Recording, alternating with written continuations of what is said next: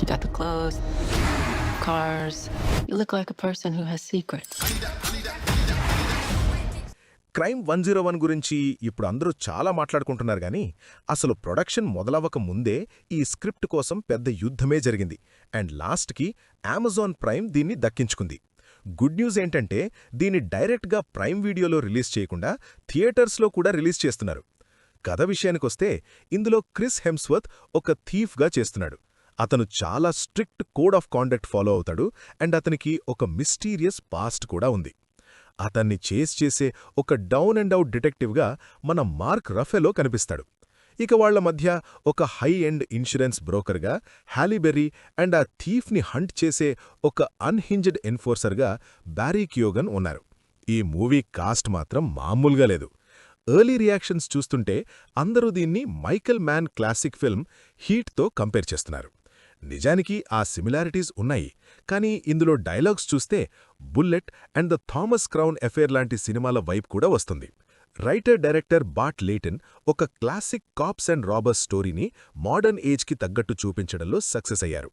ఇది pure crime film అయినా కూడా ఇందులో advanced security tech, social media and tracking మెథడ్స్ని చాలా బాగా యూజ్ చేశారు. అంటే ఒక సైడ్ పాస్ట్లో, ఇంకో సైడ్ ప్రెజెంట్లో ఉన్నట్టు ఉంటుంది. హీట్ సినిమాతో మెయిన్గా కంపేర్ చేయడానికి 2 రీజన్స్ ఉన్నాయి. ఒకటి, క్యారెక్టర్స్ ప్రైవేట్ లైఫ్స్ని చాలా దీర్ఘంగా చూపించడం, అండ్ రెండవది లాస్ ఏంజలస్ సెట్టింగ్. అసలు ఈ సినిమాకు క్రైమ్ 101 అనే పేరు పెట్టడంలో కూడా ఎల్ఏ ఎలిమెంట్తో ముడిపడిన ఒక డబుల్ మీనింగ్ ఉంది. కానీ ఒక్కటి, హీట్ లాంటి ఒక మాస్టర్ పీస్ రేంజ్ని టచ్ చేయడం అంటే మామూలు విషయం కాదు. ఈ మూవీ 2 hours 20 minutes ఉన్నా కూడా ఇంకో 20 minutes ఉంటే బాగుండు అనే ఫీలింగ్ వస్తుంది. ఏదో చూపించాలి అనుకుని తొందరలో ప్లాట్ని ముందుకు తీసుకెళ్లాలి అని కొన్ని సీన్స్ని ట్రిమ్ చేసేసినట్టు అనిపిస్తోంది. చాలా మంచి స్టోరీ ఎలిమెంట్స్ ఉన్నాయి గానీ బ్యాలెన్సింగ్ విషయంలో అక్కడక్కడ కొంచెం మిస్ అయిందని అనిపించింది. క్రిస్ హెమ్స్వర్త్కి మంచి ఇంట్రెస్టింగ్ రోల్ పడింది. తనొక డ్యూయల్ పర్సనాలిటీలాగా ఉన్నాడు. ప్రొఫెషనల్గా చూస్తే తనొక వెల్ ఆయిల్డ్ మషీన్. చాలా కెరిస్మాటిక్గా, కాన్ఫిడెంట్గా అండ్ ఫిజికల్గా సాలిడ్గా కనిపిస్తాడు. కానీ తన పర్సనల్ లైఫ్లోకొచ్చేసరికి అసలు ఎలా బిహేవ్ చేయాలో తెలియక ఆక్వర్డ్గా ఒక కంప్లీట్ మెస్ లాగా అయిపోతాడు. పాపం తను ట్రై చేస్తున్నా సరే అది వర్కౌట్ అవ్వదు. మార్క్ రఫెలో విషయానికొస్తే తను యాజ్ యూజువల్ తన రోల్ని చాలా రిలయబుల్గా చేశాడు. జాబ్లో అయినా ఇంట్లో అయినా ఎవరితో కలవలేని ఆ డిటెక్టివ్ క్యారెక్టర్ని రఫెలో తన చామ్తో బాగా ఎలివేట్ చేశాడు. ఇక తన పార్ట్నర్గా కోరీ హాకిన్స్ని చూడడం ఒక ప్లెజెంట్ సర్ప్రైజ్. ఇక హ్యాలీ బెర్రీ క్యారెక్టర్ బయటకు చూస్తే సింపుల్గా అనిపించినా కథ ముందుకు సాగే కొద్దీ తన సివిలియన్ ఆర్క్ ఇంకా ఇంట్రెస్ట్ క్రియేట్ చేస్తోంది. హెమ్స్వర్త్ అండ్ రఫెల్లో ఇద్దరితో తన కెమిస్ట్రీ చాలా బాగా వర్కౌట్ అయింది. కానీ రియల్ షో స్టీలర్ మాత్రం బ్యారీ కియోగన్.